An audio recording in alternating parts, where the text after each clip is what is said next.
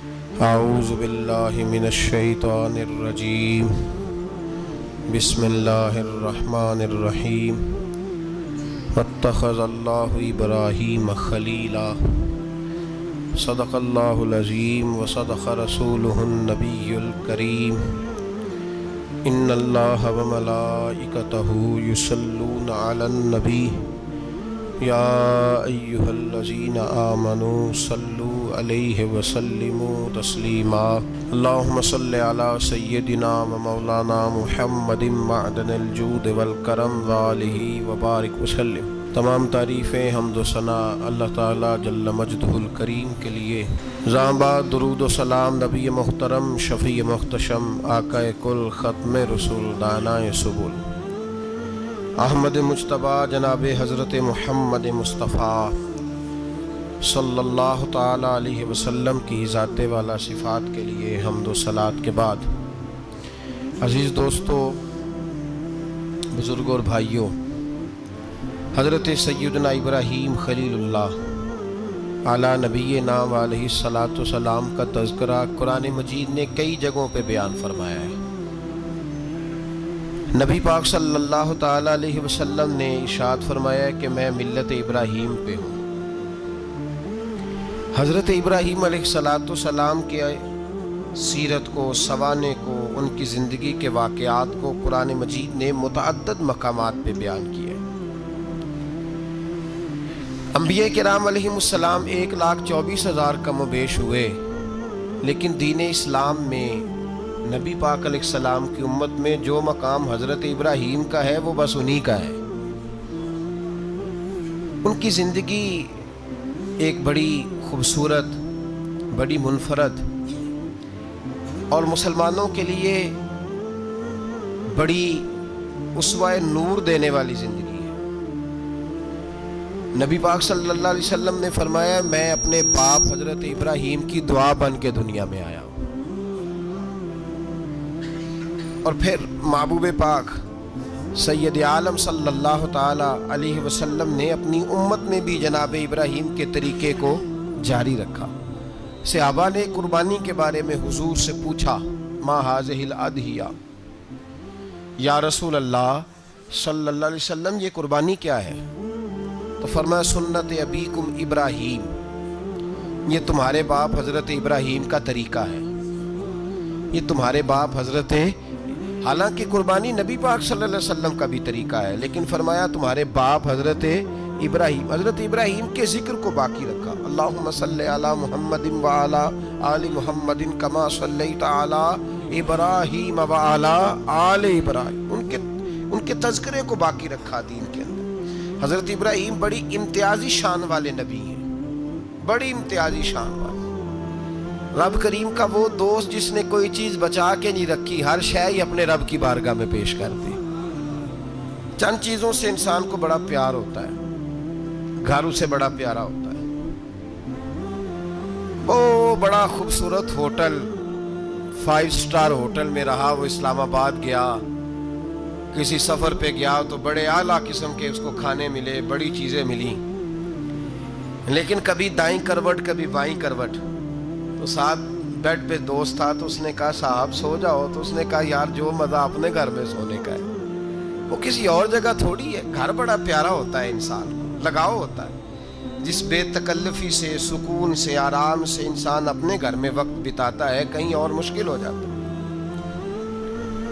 دوسرا، انسان کو اولاد بڑی پیاری ہوتی ہے، بڑی عجیب شے، نہ ہو تب بھی بڑا دکھ ہے، اور ہونے کے بعد بھی اس کی بڑی آزمائشیں۔ یہ بڑی ایک میٹھی چیز ہے۔ اولاد ایک بڑا عجیب سا میوہ ہے، پتہ نہیں یہ کس انجیکشن کا نام ہے کہ چھاتی پر چڑھ جائے تو اللہ سکون عطا فرما دیتا ہے، پتہ نہیں کس ٹھنڈی دولت کا نام رب کریم نے اولاد رکھا ہے، بڑی پیاری ہوتی ہے اولاد۔ پھر تیسری چیز، انسان کی اپنی جان ہے، اور یہ اتنی قیمتی شے ہے کہ اللہ کریم نے فرمایا کہ اگر تیری گردن پہ کوئی آدمی پستول رکھ کے، تلوار تیرے گلے پہ رکھ کے کہے نا کہ رب کا انکار کر دے ورنہ مار دوں گا، تو فرمایا وقتی طور پہ میری ذات کا انکار کر پر جان بچا جا۔ اگر تو مرنے کے قریب ہو گیا ہے اور حرام شے کھائے بغیر تو بچ نہیں سکتا، مر جائے گا، تو فرمایا چل تو اس طرح کر، حرام کھا کے جان بچا. پر جان بچانا فرض ہے، ضروری ہے. وطن بڑا پیارا، اولاد بڑی پیاری، جان بڑی پیاری. پر حضرت ابراہیم سے رب کریم نے فرمایا چل ابراہیم کوئی چیز دے، تو کہا یا اللہ تینوں ہی تیرے نام پہ قربان کرتا ہوں، تیری ہوئی ساری، ہر شے تیری. حضرت ابراہیم نے دین کے لیے، آپ شہر بابل کے قریب پیدا ہوئے تھے، وہاں سے مصر آئے، مصر سے فلسطین آئے، اور فلسطین سے آ کر کے کعبہ آباد فرمایا. زندگی سفروں میں گزری. سفر ایک تکلیف والی چیز ہے، پر حضرت ابراہیم نے وطن چھوڑ دیا، گھر چھوڑ دیا. جان بڑی عزیز ہوتی ہے. اصل میں نا جب انسان جد و جہد کرتا ہے نا دین کے لیے، تو اس کے راستے میں بڑی چیزیں آتی ہیں. کبھی اولاد، کبھی گھر، کبھی باہر، کبھی حکومتیں، کبھی سیاستیں، کبھی چدراہٹیں. اس کے راستے میں بڑا کچھ آتا ہے اور اسے ہر چیز کو فیس کرنا پڑتا ہے. گھر کے اندر بھی جنگ ہوتی ہے اور گھر کے باہر بھی لڑائی ہوتی ہے. یہ آسان ہے ہی نہیں. ہم تو خیر ہتھیار چھوڑ کے پھینکنے والے لوگ ہیں، ہم بھولے بھالے لوگ ہیں. ہم کہتے ہیں میں نے تو کہا تھا مہندی نہ کرو، پر بیٹے نہیں مانے، بھولے جو ہوئے. اسی طرح حالانکہ اگر وہ بیٹا کہے نا کہ ابا جی لاؤ زندگی میں سارا کچھ میرے نام کرو، تو پھر ہم بھولے نہیں ہوتے، اور اس وقت ہم تیز ہوتے ہیں، کہتے ہیں یہ کیسے ہو سکتا ہے، ہاتھ کاٹ کے دے دوں. اس وقت نہیں. دین کے معاملے میں بھولے ہوتے ہیں. بیٹا بد مذہب کے پاس جا رہا ہے تو اس وقت ہم بھولے بھالے ہیں، کوئی عرض نہیں. لیکن اگر وہ اپنی پسند کی شادی کرے ہمیں کراس کر کے، پھر ساتھ ہی ہم تیز ہو جاتے ہیں. تو حضرت ابراہیم نے جب دین کے لیے نکلے تو جد و جہد کی، گھر کے اندر بھی گھر کے باہر بھی. آپ کے والد کا نام طارق ہے، وہ توحید پرست تھے، ایماندار تھے، پرہیزگار تھے. آپ کے چچا کا نام آزر ہے، وہ بت پرست تھے، بت بیچا کرتے تھے. حضرت سیدنا ابراہیم علیہ السلام جب میدان عمل میں نکلے تو حضرت ابراہیم علیہ السلام نے اپنے گھر سے جہاد شروع کیا. لڑنا پڑا.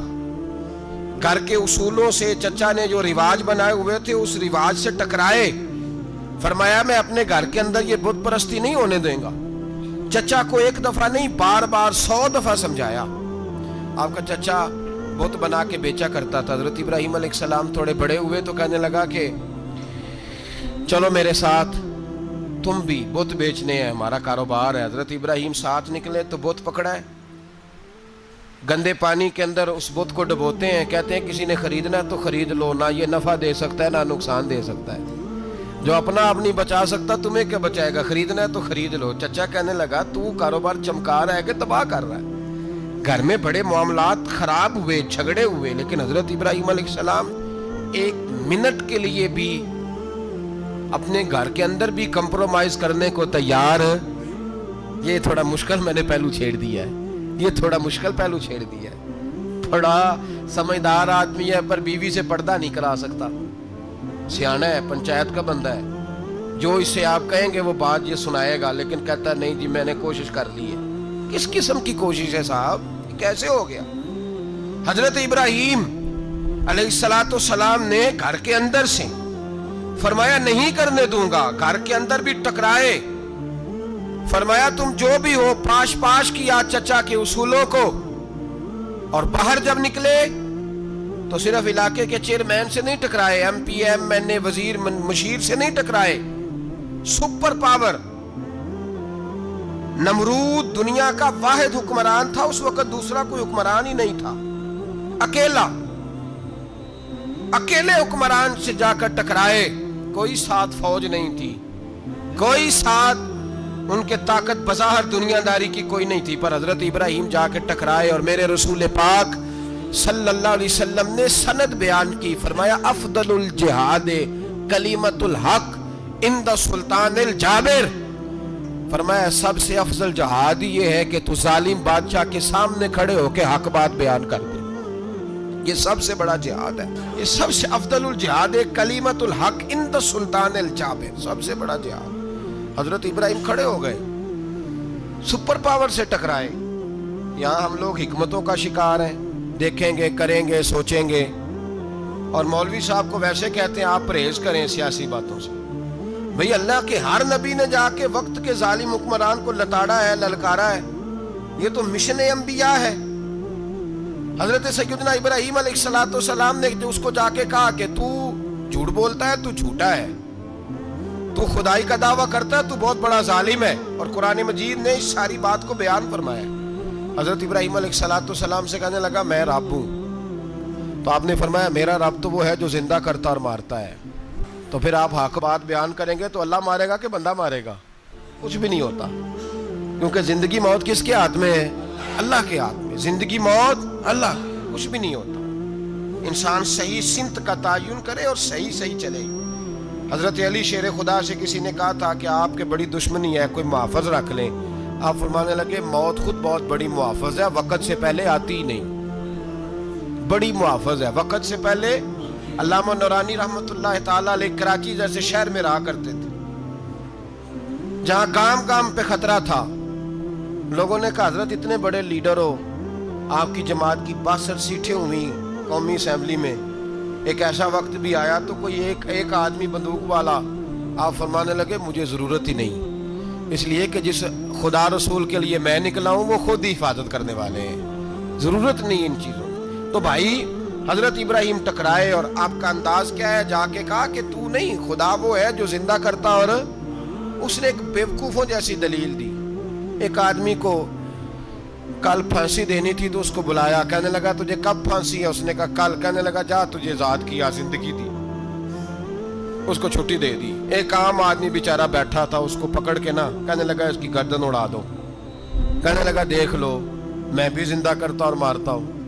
وہ جو کل مرنے والا تھا میں نے زندہ کر دیا ہے, اور جس کو پتہ ہی نہیں تھا کہ میں نے مرنا ہے اسے پکڑ کے میں نے مار دیا ہے. یہ بیوقوفوں جیسی دلیل ہے.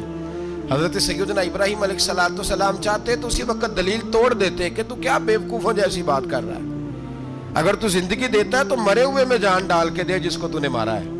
لیکن حضرت ابراہیم نے دیکھا کہ بیوقوف ہے, بیوقوفوں سے بحث نہیں ہوتی, دلیل بدل لی جاتی ہے, ان کی عقل کے مطابق بات کی جاتی ہے. حضرت ابراہیم فرمانے لگے میرا رب وہ ہے جو سورج مشرق سے نکالتا ہے اور مغرب میں غروب کرتا ہے. تو اگر رب ہے تو مغرب سے نکال کے مشرق میں غروب کر. فبہت الذی کفر, کافر لاجواب ہو گیا, اس کے پاس اس چیز کا کوئی جواب نہیں تھا. علامہ اسماعیل حقی نے خوبصورت فقرہ لکھا ہے, خوبصورت جان ڈال دی ایک جملہ کہہ کے. حضرت سیدنا علامہ اسماعیل حقی رحمت اللہ علیہ فرمانے لگے چونکہ نمرود بیوقوفوں جیسی باتیں کر رہا تھا, اگر وہ یہ کہہ دیتا نا کہ میں سورج کو نکالتا ہوں مشرق سے, میں غروب کرتا ہوں معاذ اللہ مغرب میں نکالتا ہوں, تو آپ اپنے رب سے کہیے کہ وہ مغرب سے نکال کے مشرق میں غروب کرے. علامہ اسماعیل حقی فرماتے ہیں رب کریم کی آواز قدرت تھی, مالک حضرت ابراہیم علیہ السلام کے اس, اگر وہ کہہ دیتا اور حضرت ابراہیم دعا کر دیتے تو رب کریم نے فرشتوں کو تیار بٹھایا ہوا تھا. فرمایا اگر یہ کہہ دے میرے خلیل سے کہ سورج مغرب سے نکال کے مشرق میں غروب کرنا ہے تو تیار رہنا, جس طرح خلیل کہیں گے ویسے ہی کر دیں گے. واتخذ اللہ ابراہیم خلیلا, ابراہیم ہمارا دوست جو ہوا, جیسے کہے گا ویسے کر دیں گے. حضرت سیدنا ابراہیم علیہ السلام کی باتوں کا جب جواب نہ دے سکا, دلیل نہیں بندہ دیتا, پھر لڑائی کرتا ہے, پھر جھوٹے موٹے اعتراض کرتا ہے. دلیل ختم ہوتی ہے تو لوگ ذاتیات پہ اترتے ہیں, کہتے ہیں یہ کھانستا صحیح نہیں, دیکھتا صحیح نہیں. دلیل ختم, اب ذاتیات پہ اترے, کہنے لگے مجھے پتہ چلا ہے کہ یہ فلانی جگہ گیا تھا تو وہاں جا کے اس نے اس طرح کیا ہے. پھر لوگ ذاتیات پہ اترتے ہیں, جب دلیل کا جواب دلیل سے نہیں دے پاتے پھر ذاتیات پر اتر کر حملے کرتے ہیں. حضرت ابراہیم کے دلائل کا جواب نمرود نہ دے سکا تو کہنے لگا کہ اس کو آگ میں ڈال دو. قوم گئی ہوئی تھی ساری, آپ نے بات سنی ہوئی ہے, میں نے صرف اشارہ دینا ہے, میلے پہ. تو حضرت سیدنا ابراہیم علیہ السلام نے سارے بت توڑ دیے, کلاڑا بڑے بت کی گردن پہ رکھا. واپس آئے, کہنے لگے بت کس نے توڑے ہیں؟ تو فرمایا اس سے پوچھ لو جس کی گردن پہ کلاڑا ہے. کہنے لگے یہ تو بول ہی نہیں سکتا. تو فرمانے لگے بڑے بیوقوف ہو, جو بولتا ہی نہیں, سنتا ہی نہیں, اپنا آپ نہیں بچا سکتا, اس کی پوجا کرتے ہو. کہنے لگے پکڑو, دلیلیں ختم ہو گئی, اس کو آگ میں ڈالو. बहुत बड़ी हवेली 45 फुट मुरब्बा पे मुश्तमिल एक हवेली बनाई गई और 45 फुट ऊंची। मुख्तलिफ रिवायात लामा इस्माइल हक्की कहते हैं कि 3 महीने तक नमरूद ने कहा कि इसके अंदर लकड़ियां डालो। लोग पूछने लगे कितनी दुनिया जलानी है? कहने लगा बंदा तो एक जलाना है, पर बंदा बड़ा तगड़ा है, एक बंदा। 3 महीने लकड़ियां डाली गईं। और लोगों की जो तुहम्मात होती है ना, वो बड़ी अजीब होती हैं। तुहम्मात मैंने बड़ी तफसील से रमज़ान मुबारक में गुफ्तगू की थी। बदशगुनी तुहम्मात लोग लेते हैं। उस वक्त भी लोग तुहम्मात का शिकार हो गए। अकीदा बिगड़ जाता है तो वो अजीबो गरीब बातें करने लगता है। तुहम्मात का शिकार हो गए। बीबियां नजर मानती, मैं बीमार हूं, अगर सही हो गई तो इतने मन लकड़ी दूंगी हजरत इब्राहिम की आग जलाने के लिए। एक औरत लेके जा रही है लकड़ियां, तो एक नेक दिल आदमी ने उससे पूछा कहाँ जा रही हो? कहने लगी मैंने मन्नत मानी थी तो हजरत इब्राहिम अलैहिस्सलाम को माज़ अल्लाह जलाने के लिए लकड़ियां लेके जा रही हूँ। तो वो रब करीम के बंदे कहने लगे तू ढूंढती रहेगी, तुझे वो जगह मिलेगी नहीं। वो बीबी कई महीने घूमती रही, जगह ही नहीं मिली जहां लकड़ियां डालनी, मारी गई। तो हम्मात का शिकार हुए बहुत सारे लोग। तो हम्मात का भाई, तो हम्मात दीन के अंदर मना है। तो हम्मात दीन में कोई नजर मानना, कोई किसी बुजुर्ग के मजार पे जाके साले सवाब के लिए कोई चीज मानना, ये तो दुरुस्त हुआ। लेकिन गैर शरी नजरें मान लेना कि मैं आग के गिर्द चक्कर लगाऊंगा, मैं जनाब वहां जाके ये वाला तमाशा करूंगा, मैं धागा बांधूंगा, मैं रस्सा काटूंगा, मैं वहां गंदे हौं से पानी पीऊंगा, इनकी शरीयत इजाजत, ये तो हम्मात हैं, बदशगुनी है। दीन में इनकी कोई गुंजाइश। आप नजर मानने से पहले भी किसी आलिम से राब्ता करें कि मैं मन्नत मांगने लगा हूं तो कैसे माननी चाहिए, उसका तरीका पूछें। ऐसे ही गलत चीज की मन्नत थोड़ी मान ली जाएगी। 12 आलामदाम बरसरे मतलब हजरत इब्राहिम के लिए आग जलाई गई।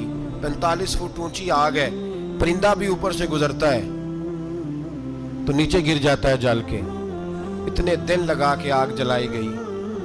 अब हजरत इब्राहिम को जलाया जाने लगा है। यहाँ तो मौजे है ना, जो किसी इदारे का सरबराह है उसके लिए मौज है, किसी जगह ऑफिसर बन गया तो मौज है, पीर साहब के लिए मौज है, अल्लामा साहब के लिए मौज है, खतीब साहब के लिए मौज है। जलना किसको पड़ता है? वाली कोई नहीं रहा इल्ला माशाअल्लाह। वो लोग गुजर गए जो तकलीफें सह के काम करते थे, गुजर गया जमाना। हजरत सैयदना इब्राहिम अलैहिस्सलाम को जलाया जाने लगा है। तो अब इतनी बड़ी आग है तो डाले कैसे? शैतान ने तजवीज दी कि मंजनीक बनाओ। मंजनीक, बड़े बड़े बांस बांध के उनके नीचे रस्सा बांधो। वो जिस तरह झूलने के लिए झूला बनाया जाता है, इस तरह एक मंजनीक पुराने जमाने में उसमें पत्थर रख के फेंके जाते थे दुश्मनों पे। वो मंजनीक बनाई गई कि दूर से हजरत इब्राहिम को फेंकेंगे। हाथ हजरत इब्राहिम के बांध दिए, पाँव मुबारक बांध दिए, पूरी जमीन पे एक नाम लेने वाला खुदा का। और उसको आज रस्सियों में जकड़ा हुआ है। जब फेंका जाने लगा ना आग में, हूरे रोने लगी, फरिश्ते तड़पने लगे, ए अल्लाह ये क्या होने लगा है? एक तेरा खलील और वो भी आग में। फरमाया जाओ जाके उससे कहो अगर तुम्हारी मदद लेता है तो उसे बचाओ। हवा का फरिश्ता आया, कहा इब्राहिम अगर तू कहे। ओ भाई, इन चीजों को कहानी समझ के ना सुना करें, ये दास्तान नहीं, ये वो तरीके हैं जो हमारे रसूल ने हमें अपनाने का हुक्म इरशाद फरमाया है। जो अकीदे, ये वो नजरियात है जो हमें ओढ़ने को कहा गया। अपने रब करीम की रिजा पे राजी रहने के ये वो खूबसूरत मवाके हैं सूफिया ने जिनको बनाकर समझाकर हम तक पहुंचाया है। ये है अहले तरीकत की बातें। वो कहते हैं यार जिस हाल में रखे राजी रहना है। हजरत इब्राहिम अलैहिस्सलाम को फेंका जा रहा है, फरिश्ता आया, ऐ अल्लाह के खलील अगर हुक्म दो तो इतनी हवा चलाऊं कि नमरूदी जल जाए सारे, आग उन पे फेंक दी जाए। आपने फरमाया तू जा, तुझसे मुझे कोई काम नहीं। थोड़ी देर के बाद पानी का फरिश्ता आया, कहा हुजूर इतनी बारिश बरसाऊंगा कि आग बुझ जाएगी। फरमाया तू जा, तुझसे कोई काम नहीं। अब जब मंजनीक में रख दिए गए, आग में जाने का लम्हा है, तैयारी है, हजरत जिब्रील अमीन हाजिर खिदमत हुए। कहा इब्राहिम कोई हाजत? फरमाया तुझसे कोई नहीं। कहा चलो मुझसे नहीं तो रब करीम से ही बात कर लो, मुझे पता है मैं छोटा हूं, आप मुझसे मदद क्यों लोगे, रब करीम से ही बात कर ले। तो हजरत इब्राहिम कहने लगे जिब्रील ये बता, रब को नहीं पता उसका खलील किस हाल में है? उसे नहीं पता मैं किस हाल में हूं? میرے ہاتھ بندے ہیں، پیر بندے ہیں آگ میں، اسے نہیں پتا؟ بتایا تو اسے جاتا ہے جسے خبر نہ ہو۔ تو اگر اسے پتا ہے تو اگر وہ جلانے پہ راضی ہے تو میں بھی جلنے کو تیار ہوں، میں تیار ہوں۔ اسے کہو ٹھیک ہے۔ حضرت سیدنا ابراہیم علیہ السلام کو منجنیق میں ڈال کے جو پھینکا آگ میں، یا نار کونی بردم و سلام علی ابراہیم، اللہ نے فرمایا اے آگ میرے ابراہیم پہ ٹھنڈی بھی ہو جا اور سلامتی والی بھی ہو جا۔ حضرت ابراہیم کو 2 فرشتوں نے بٹھا دیا زمین پہ، پھول کھلے ہیں، کونپلیں مہک رہی ہیں، کلیاں خوشبو دے رہی ہیں۔ حضرت ابراہیم نے سر سجدے میں رکھ دیا، سبحان اللہ والحمد للہ ولا الہ الا اللہ واللہ اکبر۔ حضرت ابراہیم اللہ کی تسبیح پڑھنے لگے، رب کریم کا شکر بجا لانے لگے۔ نکلے وہاں سے، کچھ دن گزر گئے، نکلے، حکم ہو گیا ابراہیم علاقہ چھوڑ دو۔ حضرت ابراہیم علیہ السلام وہاں سے نکل کے مصر آئے، چچا کے پاس ٹھہرے۔ انہوں نے اپنی بیٹی جناب سارہ کا نکاح کر دیا۔ کچھ آگے بڑھے تو ایک ظالم بادشاہ سے ٹکرائے، اس نے ایک شہزادی، ایک بادشاہ کی بیٹی قید کی ہوئی تھی، جناب ہاجرہ نام تھا، ان کو قید سے چھڑا کے ساتھ لائے۔ حضرت لوط علیہ السلام بھی ساتھ، یہ 4 لوگوں کا قافلہ چلا، فلسطین میں جا کے پڑاؤ ڈالا، گھر بار چھوڑا، تبلیغ شروع ہوئی۔ حضرت ابراہیم کے گھر میں 2 خواتین ہیں، ایک آپ کی بیوی ہیں، ایک حضرت ہاجرہ ہے، اولاد کوئی نہیں، بڑا میوہ ہے میٹھا۔ گھر وہی آباد ہوتا ہے جس میں بچے روتے ہیں، گھر ہوتا ہی وہ ہے جس میں بچوں کی چنچناہٹ ہوتی ہے، بھن بھناہٹ ہوتی ہے۔ حضرت ابراہیم نے ایک بچہ روتے ہوئے دیکھا تو آنکھوں میں آنسو آئے، کہنے لگے ربی حب لی من الصالحین، یا اللہ مجھے بھی نیک اولاد عطا کر دے۔ حضرت سارہ نے سن لیا، کہنے لگی ابراہیم شاید میرے بطن سے تو آپ کو نصیب نہیں، ہاجرہ سے نکاح کر لو۔ جناب ہاجرہ سے نکاح ہوا۔ اللہ تو بڑا بے نیاز ہے، رب کریم نے حضرت اسماعیل جیسا خوبصورت بیٹا عطا فرمایا۔ بیٹا کالا سیاہ بھی ہو تو سینے کی ٹھنڈک ہوتا ہے، پر یہ تو وہ بیٹا ہے جس کی پیشانی میں نور محمدی چمکتا ہے صلی اللہ علیہ وسلم۔ حضرت سیدنا اسماعیل علیہ اتنے خوبصورت، اب جس بیوی کے ہاں بیٹا تھا، بیٹھنا اٹھنا بھی زیادہ اس کے پاس، آنا جانا بھی اس کے پاس، توجہ ادھر ہو گئی۔ جناب سارہ رشک کرنے لگی، ایک دن کہنے لگی اسے چھوڑا جنگل میں، وادی غیر ذی زرع، مکے کے پاس۔ بھائی ایک بیٹا عالم دین بنا لو، کہنے لگا روٹی کہاں سے کھائے گا؟ تیرے 5 بیٹے ہیں، کو حافظ قرآن بنا، کہتے روٹی کہاں سے کھائے گا؟ وہ بچہ بھی کہتا ہے میں کہاں سے کھاؤں گا؟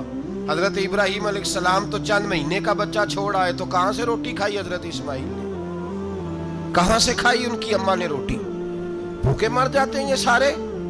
میں بڑی ذمہ داری سے کہا کرتا ہوں کہ جتنی خوبصورت روٹی اللہ کریم دین کے خادموں کو عطا کرتا ہے شاید کسی اور کے نصیب ہوتی ہو، لیکن ہم لوگ توجہ ہی نہیں کر رہے، ہمارا ذوق ہی نہیں بن رہا، ہم یہ محنت ہی نہیں کر رہے کہ قوم کو مستند علماء کی ضرورت ہے، علاقوں کے علاقے خالی ہیں، ادھر ہمارا مزاج ہی نہیں بن رہا، توجہ ہی نہیں دین کی خاطر۔ اور پھر چلے بچے تو بعد کی بات ہے نا، جو ابھی خود جوان ہے وہ بھی تو یہ دعا، ایک صاحب مجھے کہنے لگے میں دعا مانگ رہا ہوں اللہ مجھے بیٹا دے تو میں اسے دین پہ لگاؤں گا، تو میں نے کہا آپ بھی بوڑھے نہیں ہوئے، آپ خود ہی لگ جائیں، بیٹا تو ابھی آئے گا تو لگے گا نا، تو آپ تو اس وقت ہے تو آپ تو پہلے لگے نا صاحب، 2 گھنٹے تو نکال کے آئے، دین سیکھنے کو کافی ہے۔ آپ اتنی لمبی سوچ رہے ہیں کہ بچہ آئے گا تو بڑا ہوگا تو وہ جائے گا تو دیکھی جائے گی، ابھی تو آپ ہیں تو آپ تو آؤ۔ حضرت ابراہیم نے بچہ وہاں چھوڑا۔ یہاں سے جو عمرہ کرنے لوگ جاتے ہیں نا، جو حج کرنے جاتے ہیں، ان کو پتا ہے کہ وہاں دنیا کی ہر نعمت ملتی ہے، پھر بھی ڈبل ٹرپل پیسے لوگ جیبوں میں ڈال کے جاتے ہیں۔ حضرت ابراہیم جب وہاں لے کے گئے تو کوئی انسان نہیں تھا، پانی کا قطرہ نہیں تھا، 2 کلو کھجوریں، ایک مشکیزہ، بیوی کو تھمایا۔ ہمارے گھر میں ہزاروں چیزیں پڑی ہیں، لیکن وہ جو توکل ہے نا وہ ختم ہو گیا ہے۔ اللہ دے گا، حلال حلال پہ قناعت کرے، جائز جائز پہ بھروسہ کرے، رب کریم عطا کرنے والا ہے، وہ مزاج ختم ہو گیا۔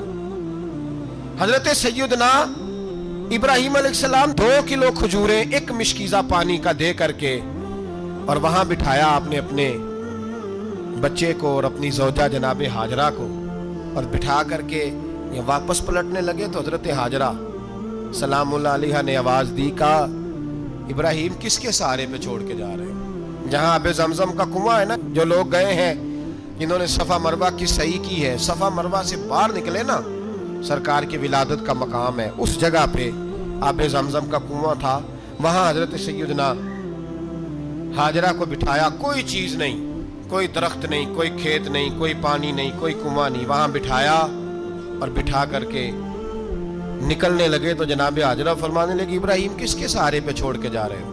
کہنے لگے اللہ کے سہارے پہ. تو پاک باز بی بی نے ایک لفظ پوچھا، کہا ابراہیم یہ میرے رب کا حکم ہے؟ یہ میرے بس جن کا عقیدہ توحید مضبوط ہو ان کے لیے ایک جملہ کافی ہوتا ہے، یہ میرے اللہ کا حکم ہے؟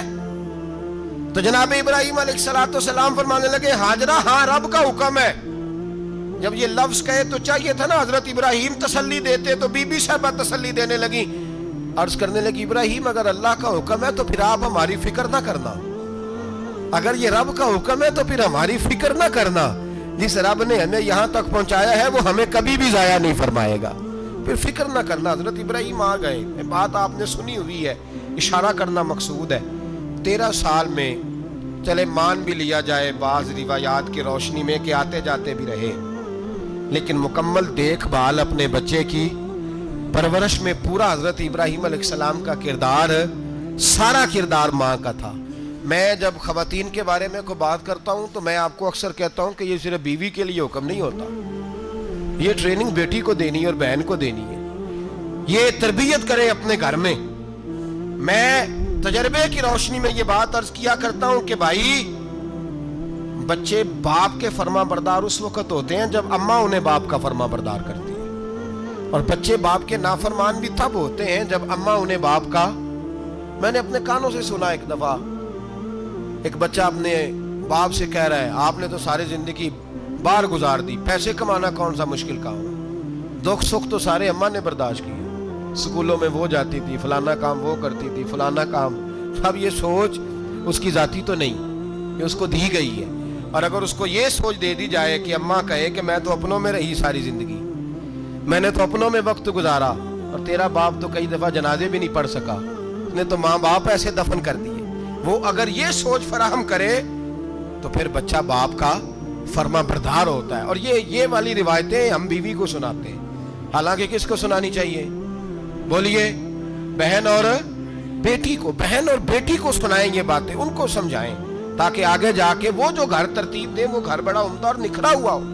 حضرت سیدنا ابراہیم 13 سال کے بعد آئے، چونکہ گھر میں اللہ تبارک و تعالیٰ کی دوستی کا چرچا تھا، اللہ تبارک و تعالیٰ کی محبوبیت کا غلبہ تھا. 13 سال کے بعد فلما بالغ معہ سعیا، بیٹا جب اتنا بڑا ہوا کہ سال چلنے لگا تو حضرت ابراہیم نے اپنے بیٹے کو بلا کے کہا بیٹا مجھے خواب آئی ہے، میں تجھے ذبح کر رہا ہوں، تیری کیا رضا ہے؟ تو حضرت اسماعیل کہنے لگے یا ابت افعل ما تؤمر، ابا جی اللہ جیسے حکم دیتا ہے میرے ساتھ ویسے ہی کریں، جیسے اللہ حکم دیتا ہے ویسے ہی، بولیے، ویسے ہی کریں. حضرت ہاجرہ کو کہا کہ ایک دوست نے دعوت کی ہے تو وہاں جا رہے ہیں. بی بی مطمئن ہے، تفصیلات کی ضرورت نہیں، ختم بات، اعتبار ہے، مطمئن ہو گئی. شیطان پیچھے سے آیا اماں کے پاس. ذرا تھوڑی دیر کے لیے تصور جمائیے، یہاں تو پڑوسن آ کے کوئی بات بتا دیتی ہے خاوند کے بارے میں تو کئی مہینے جھگڑا جاری رہتا ہے، پڑوسن محلے دار. شیطان نے آ کے بتایا لفظ کیا ہے؟ کہا حضرہ تمہیں پتا ہے کہاں جا رہے؟ کہا دوست کی دعوت میں. تو کہنے لگے دوست کون ہے؟ رب کریم. اور ابراہیم کا خیال ہے کہ اس رب نے مجھے حکم دیا ہے کہ میں ذبح کروں. تو حضرت ہاجرہ کہنے لگی کبھی باپ بھی بیٹا ذبح کرتے ہیں؟ تو شیطان کہنے لگا ان کا خیال ہے کہ ان کے رب نے حکم دیا ہے.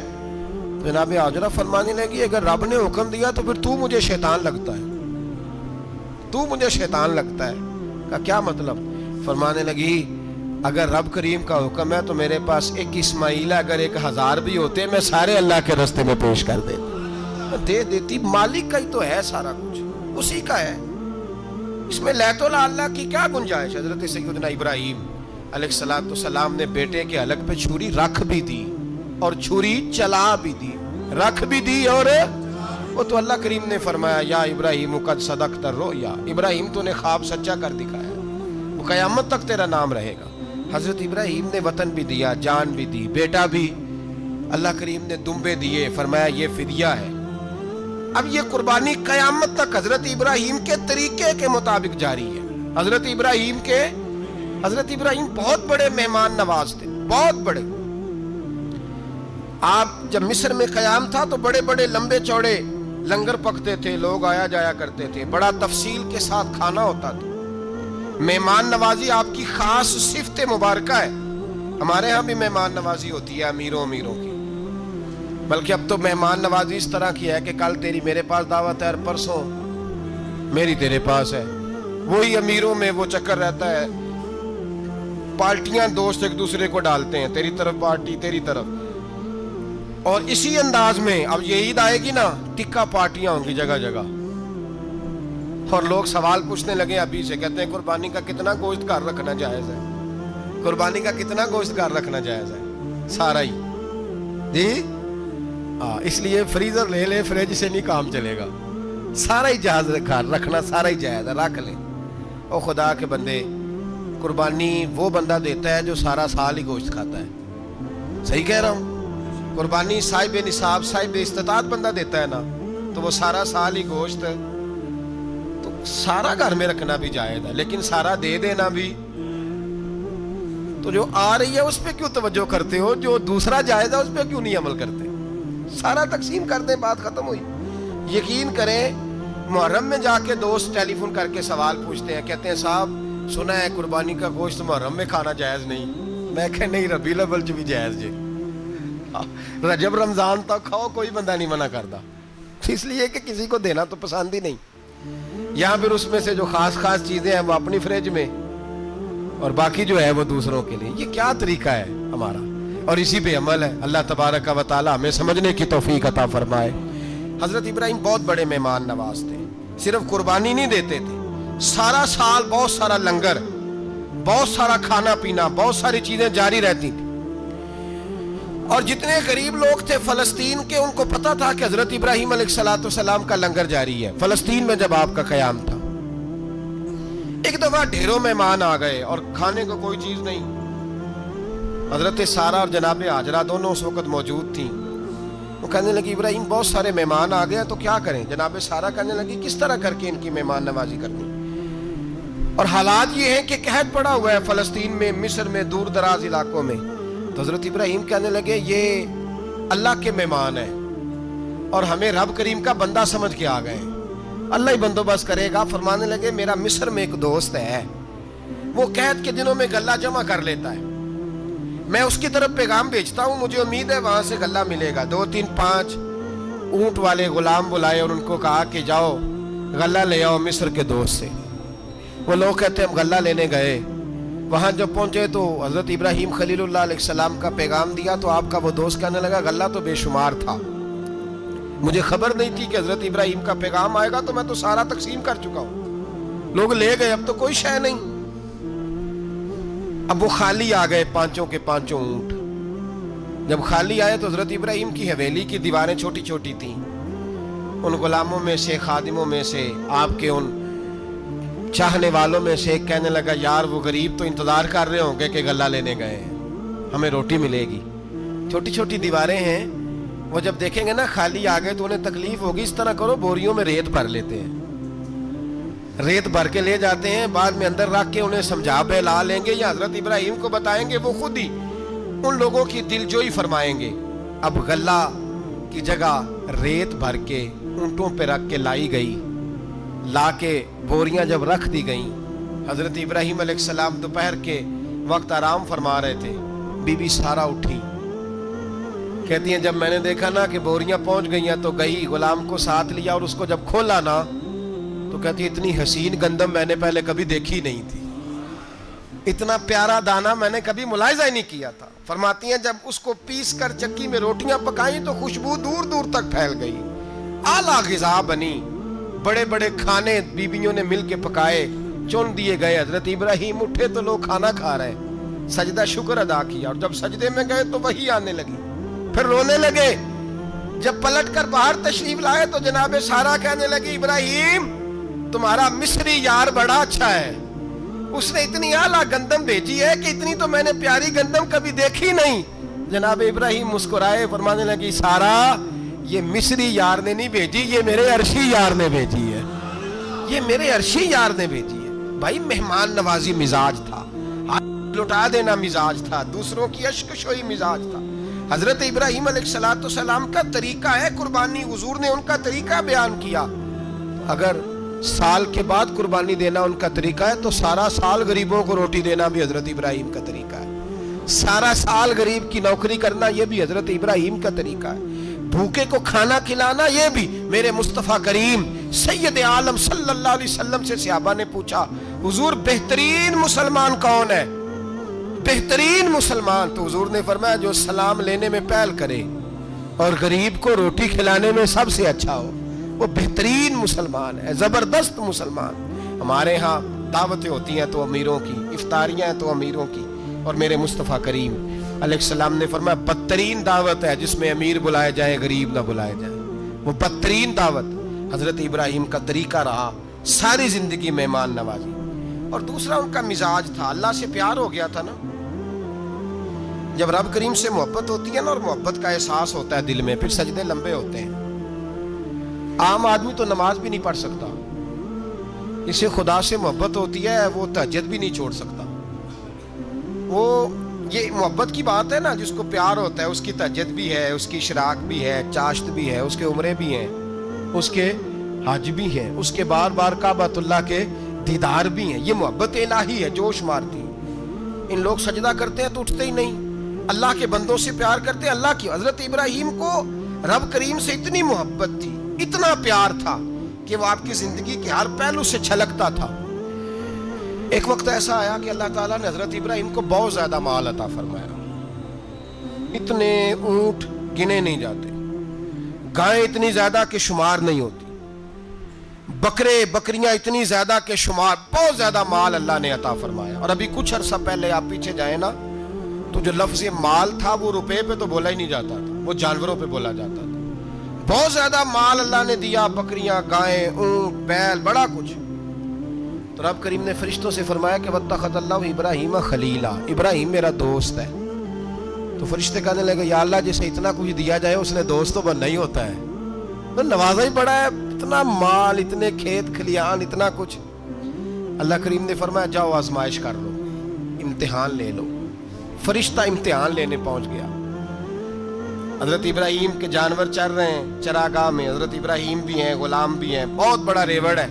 آپ تشریف فرمائیں۔ ایک فرشتہ آیا تو کھیت میں چھپ کے بیٹھ گیا اور بلند آواز سے کہنے لگا سبحان اللہ والحمد للہ ولا الہ الا اللہ واللہ۔ یہ تسبیح بڑی پسند ہے، محبوب نے ان کی فضیلت بیان کی۔ اب وہ حضرت سیدنا ابراہیم علیہ السلام کھڑے تھے تو وہ کھیت میں بیٹھ کے تسبیح پڑھنے لگا سبحان اللہ والحمد للہ ولا الہ الا اللہ۔ حضرت ابراہیم کہنے لگے یہ میرے رب کا نام کون لے رہا ہے؟ بڑی اس کی میٹھی آواز ہے، بڑی، کون ہے؟ ڈھونڈنے لگے، گھومتے گھومتے اس کے پاس چلے گئے، فرشتہ انسانی شکل میں۔ تو میرے رب کا ذکر کر رہا تھا؟ اس نے کہا میں ہی کر رہا تھا۔ فرمانے لگے یار ایک دفعہ پھر نہیں کرتا؟ تو کہنے لگا ابراہیم پہلے تو میں اپنی مرضی سے کر رہا تھا، تو کہتا ہے تو پیسے لگیں گے، پیسے ہیں تو کر دیتا ہوں۔ حضرت ابراہیم کہنے لگے بول تو کیا لے گا؟ میرے اللہ کا ذکر سنانے کا کیا لے گا؟ کہنے لگا جتنی بکریاں آپ چرا رہے ہیں ساری دے دے تو میں اللہ کا ذکر سنا دیتا ہوں۔ اور آپ نے فرمایا بس جا تیری ساری ہوئی میرے رب کا ذکر سنا۔ اور پھر شروع ہو گیا سبحان اللہ الحمدللہ ولا الہ الا اللہ واللہ اکبر۔ حضرت ابراہیم علیہ السلام کیف میں یار پھر ذرا سنا، نا علمہ وچ پھسا سانو تو یار دی گل سنا سانو، ذرا دوبارہ سنا۔ پھر سنایا، ایک دفعہ پھر کہا، فرشتہ کہنے لگا بس جی آپ کے پیسے پورے ہو گئے۔ حضرت ابراہیم کہنے لگے چل ایک دفعہ اور سنا۔ کہنے لگا پیسے لگیں گے، تو کیا لے گا؟ کہنے لگا گائیں بھینسیں ساری میری۔ فرمایا بس یار اتنی قیمت، تو سنا صحیح، سارا کچھ ہی تیرا۔ پھر شروع ہو گیا سبحان اللہ والحمدللہ ولا الہ الا اللہ واللہ اکبر۔ گائیں دے دیں، بھینسیں دے دیں، وہ ذکر سناتا ہے۔ حضرت ابراہیم کبھی مچلتے ہیں، کبھی روتے ہیں، کبھی آہیں بھرتے ہیں، تو میرے رب کا نام لے رہا ہے، ذرا پھر سے لے۔ کیف جاری ہے۔ کہنے لگا بس بھائی۔ حضرت ابراہیم فرمانے لگے تو اور لے لے جو لینا ہے، مجھے ذکر سنا۔ اس نے کہا ابراہیم بکریاں میں لے چکا، گائے بھینسے میں لے چکا، اونٹ رہ گئے، سارے لے لوں گا پھر ذکر سناؤں گا۔ فرمایا جا تیرا ہوا تو ذکر سناتا رہے، میں دیتا ہوں۔ دے دیا، کچھ دیر ذکر کیا تو اب خاموش ہو گیا۔ حضرت ابراہیم خلیل اللہ علیہ السلام فرمانے لگے ذکر سنا۔ کہنے لگا ابراہیم اب تیرے پاس دینے کو کیا ہے، ہر چیز تو میں لے چکا۔ آپ فرمانے لگے یہ گائے بھینسیں بکریاں چرانے کے لیے تجھے کوئی نوکر ملازم بھی تو چاہیے نا، تو اس طرح کر مجھے رکھ لے، میں روٹی نہیں مانگوں گا، کھانا نہیں مانگوں گا، تو اللہ کا ذکر سناتا رہنا، میں تیرے جانوروں کی نوکری کرتا رہوں گا۔ حضرت ابراہیم علیہ السلام نے جب یہ کہا نا، فرشتے کی آنکھوں میں آنسو آ گئے۔ تر دامنی پہ شیخ ہماری نہ جائیے، ہم دامن نچوڑ دیں تو فرشتے وضو کریں۔ فرشتہ رو پڑا اور کہنے لگا ابراہیم مجھے سینے سے لگاؤ، آپ واقعی اس قابل ہیں کہ اللہ آپ کو اپنا دوست بنائے، واقعی اس قابل ہے کہ رب آپ کو اپنا۔ حضرت ابراہیم علیہ السلام کا خدا سے محبت کرنے کا نرالا انداز، اور میرے بھائی یہی محبت انہیں میرے مصطفیٰ سے بھی تھی۔ ایک نبی گھر بنا رہا ہے، دوسرا بنوا رہا ہے۔ حضرت اسماعیل علیہ السلام پتھر اٹھا اٹھا کے لا رہے ہیں، جناب ابراہیم بنا رہے ہیں۔ جب خانہ کعبہ بن گیا تو کہنے لگے ربنا وابعث فیہم رسولا، اے اللہ اب اسے بسانے کے لیے اپنا آخری رسول بھی عطا فرما۔ نبی پاک فرماتے ہیں میں دعا ہوں حضرت ابراہیم کی۔ یہ قربانی حضرت ابراہیم کا طریقہ ہے۔ حضور نے اگرچہ نبی پاک کی اپنی سنت تھی، یہ بھی کہہ سکتے تھے سنتی و سنت ابیکم ابراہیم، میری سنت ہے اور تمہارے باپ ابراہیم کی سنت ہے، یہ نہیں فرمایا۔ جب صحابہ نے کہا قربانی کیا ہے، فرمایا سنت ابیکم ابراہیم، یہ تمہارے باپ ابراہیم کی سنت ہے۔ ہر صاحب نصاب پر قربانی واجب ہے، جو زکوٰۃ کا نصاب رکھتا ہو اس پر قربانی واجب ہے، یعنی ضروریات سے زیادہ اتنے پیسے جتنے پیسوں سے زکوٰۃ فرض ہوتی ہے، اتنے پیسے جس آدمی کے پاس قربانی سے پہلے پہلے آ جائیں اس آدمی پر قربانی کرنا واجب ہے۔ بکرا، چھترا، دمبا 1 سال کا یا دمبا 6 مہینے کا ہو پر اتنا بڑا محسوس ہوتا ہو کہ لگے کہ 1 سال کا ہے، اس کی قربانی ہو سکتی ہے۔ جانور میں کوئی عیب نہیں ہونا چاہیے، اتنا کمزور نہ ہو کہ ذبح جہاں اسے کرنا ہے وہاں وہ چل کے جا نہ سکے، اتنا کمزور جانور نہ ہو، اس کے اندر بظاہر کوئی اتنا بڑا نقص نہ پایا جاتا ہو، کانا نہ ہو، لنگڑا نہ ہو، کوئی اس کی ہاتھ نہ کٹے ہوئے ہوں، ایسا نقص جو واضح ہو۔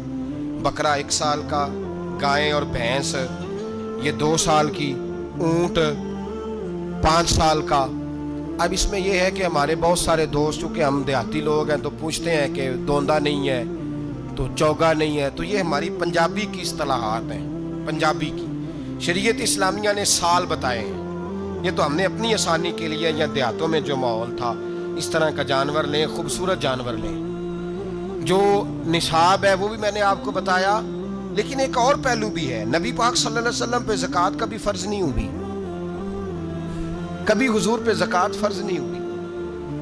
نبی پاک صلی اللہ علیہ وسلم کے پاس اتنا سرمایہ کبھی اکٹھا ہوا ہی نہیں کہ زکوٰۃ فرض ہو، لیکن نبی پاک کے صحابہ فرماتے ہیں کہ مدینے کے 10 سالوں میں اللہ کے رسول نے ہر سال قربانی فرمائی ہے، ہر سال قربانی دی۔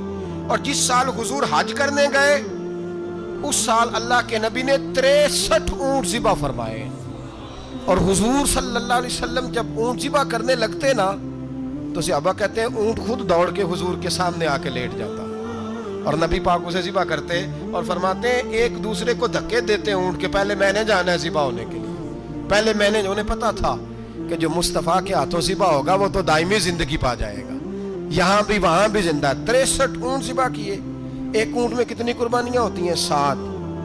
اب 63 کو 7 سے ضرب دو گے تو کتنی بنے گی؟